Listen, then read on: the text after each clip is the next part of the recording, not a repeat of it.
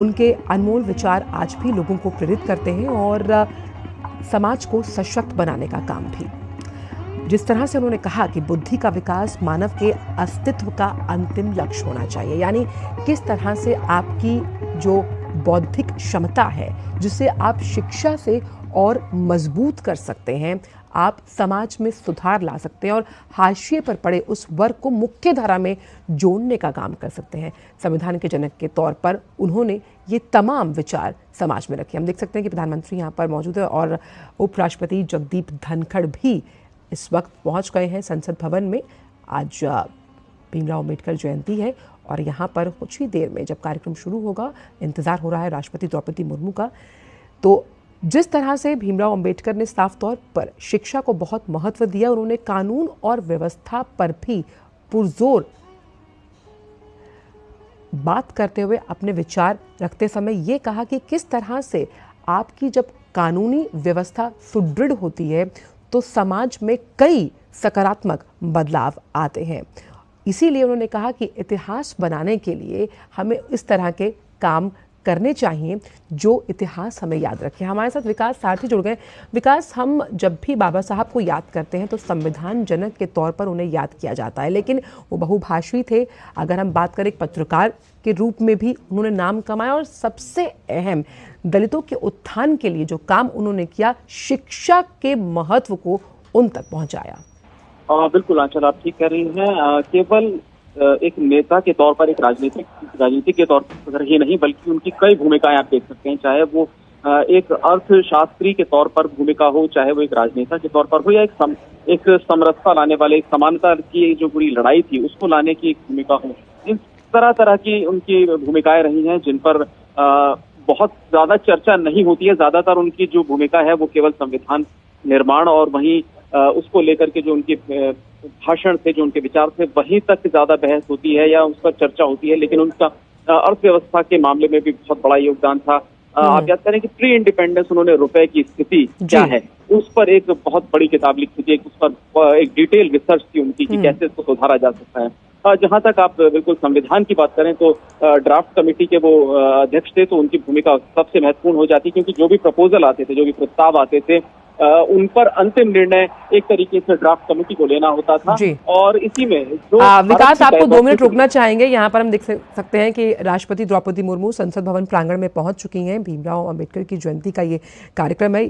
साथ ही साथ हम यहाँ पर उपराष्ट्रपति जगदीप धनखड़ को, प्रधानमंत्री को और लोकसभा स्पीकर ओम बिरला को भी देख सकते हैं। तमाम सांसदगण भी यहाँ मौजूद हैं।